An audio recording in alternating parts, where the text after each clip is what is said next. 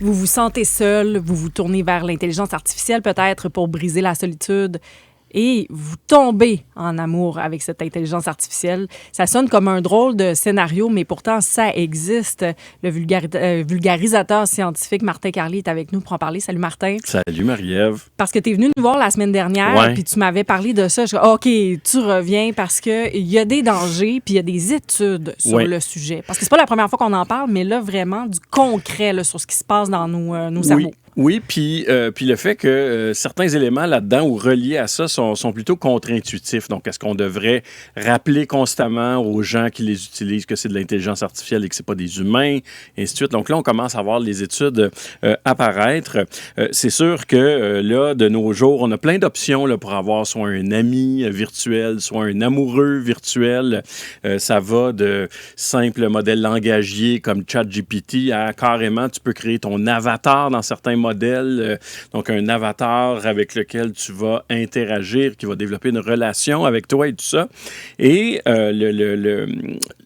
le problème principal de tous ces modèles comme ça là, de relations, si on veut, d'intelligence artificielle, c'est le fait que ce qui est construit dans ces modèles-là, au cœur de ces modèles-là, c'est essentiellement un élément de flagornerie. Donc, on mise dans ces modèles-là sur le fait que l'intelligence artificielle va te dire ce que tu veux entendre et non pas ce que tu as besoin d'entendre. Et ça, c'est un énorme problème. On va y venir parce qu'il y a plein de nouvelles qui viennent un peu là, appuyer là-dessus.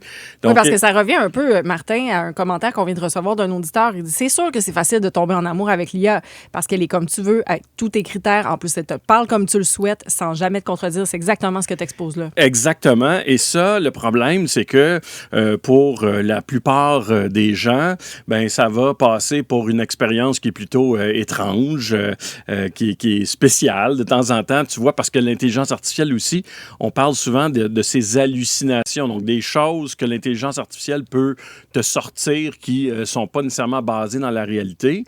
Et là, ben, comment tu réagis à ça? Ben, pour la plupart des gens, c'est pas un enjeu énorme. Mais pour les gens qui sont vulnérables, là, on peut arriver à des dérives qui sont très, très importantes. Et là, on en a des exemples de ces dérives-là qui sont franchement renversantes. Une dérive qui a fait grand bruit en Angleterre, c'est le fait qu'un jeune homme qui avait conçu un avatar dans une des IA qui s'appelle Replica. Donc, tu peux faire un avatar, donc l'avatar de l'individu, là, je mets des gros guillemets, là, une chance qu'on est filmé, avec lequel tu vas entretenir une certaine relation. Cet individu-là était en relation avec cet avatar-là dans Replica pendant plusieurs mois et il a fait une confession à son avatar dans cette plateforme-là en disant que il sentait que son but dans la vie, c'était d'assassiner la reine d'Angleterre. On était à Londres, là, donc on est en Angleterre. Et l'intelligence artificielle, au lieu de dire « Mais non, mais oublie ça, c'est impossible, ça n'a pas de sens », a dit « C'est franchement impressionnant comme but dans la vie. » Et dans leur conversation, elle l'encourage. Non seulement l'encourage, mais ne remet jamais en question le fait que c'est quelque chose qui n'a absolument aucun sens là, de poursuivre ce genre d'objectif-là. Et cette personne-là, c'était pas pour tester l'intelligence artificielle. Pas Elle du était tout. Sérieuse dans cette conversation-là Absolument. avec sa blonde virtuelle. Absolument. Donc, quelqu'un de vulnérable qui est en train de parler avec un avatar en intelligence artificielle, donc un robot, essentiellement, une machine qui a appris à interagir avec les humains, qui lui dit que « Ah, ben moi, j'aimerais ça tuer la reine d'Angleterre. Je pense que c'est ça mon but dans la vie. » Non seulement on le décourage pas, mais on a tendance avec les conversations à dire « Ben là, finalement, tu pourrais te sentir accompli, et ainsi de suite. » Et au final, puis c'est ça qui avait fait les manchettes en Angleterre, ben ce jeune homme-là a fait irruption au château Windsor avec une arbalète. Il a été arrêté sur place. Mais c'est drôle, c'est par la suite qu'on a su qu'il interagissait avec une IA pendant très longtemps. Parce que sur le coup, on a dit, ben là, on a un zozo là, comme ça qui vient de se faire arrêter avec une arbalète dans le château, disant qu'il voulait tuer, ou son objectif, c'était de tuer comme ça la reine d'Angleterre. Mais toi, pour avoir analysé là, ce cas-là précis, Est-ce que, à ton avis, sans intelligence artificielle, il se serait produit la même chose? Ça, c'est quelque chose que on peut évidemment pas savoir à ce moment-ci parce qu'il y a beaucoup tu sais, il y a eu des tentatives de ce genre-là avant. Il y a eu il y a des fusillades qui se font sans aucune interaction avec l'intelligence artificielle. Je voudrais pas tomber non plus dans le piège qu'on a déjà vu là, avec le lien qu'on a fait là, il y a quelques décennies entre la musique heavy metal et des suicides chez les jeunes ou encore ce genre de choses-là. Donc, c'est sûr qu'il va falloir examiner ça de plus près.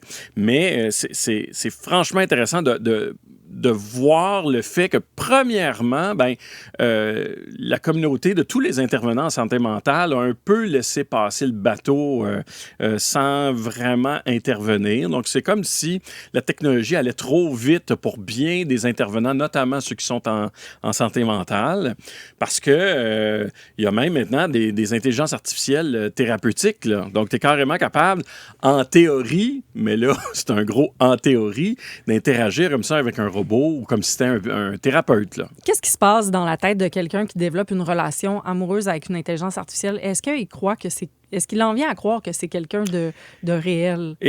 Écoute, ça, c'est tellement une bonne question parce que bien des gens se disent, OK, mais là, on fait quoi avec ça? Tu sais, avec ce genre de choses-là, il y a aussi un psychiatre américain qui s'est fait passer pour un ado avec une dizaine de modèles d'intelligence artificielle, soi-disant thérapeutiques pour voir comment ça se passait. Et honnêtement, il y a plusieurs conversations qui étaient très alarmantes là-dedans, des intelligences artificielles qui disaient « Oui, ça pourrait être une bonne idée que tu te débarrasses de tes parents et même de ta sœur, pas qu'il y ait de témoins, et ainsi de suite. » Il y a des choses vraiment épouvantables qui se sont dites.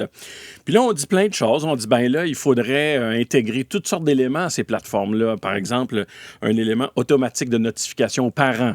Donc, les parents sont tout de suite au courant qu'il y a une discussion qui a cours entre leur enfant et un robot comme ça ici.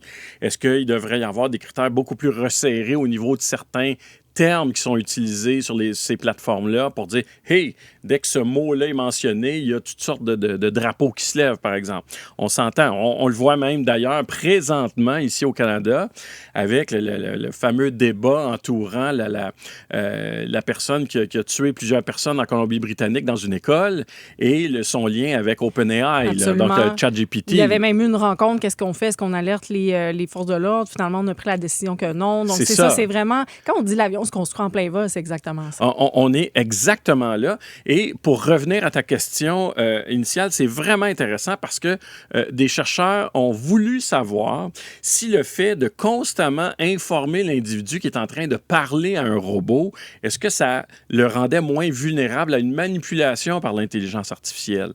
Et la réponse à ça, c'est non. Parce que l'individu qui a recours à l'intelligence artificielle dans ce contexte-là, bien souvent, c'est un individu qui n'a peut-être pas un système de support autour de lui qui est assez fort pour qu'il aille chercher des ressources autrement. Donc, quelqu'un qui sent déjà une certaine solitude.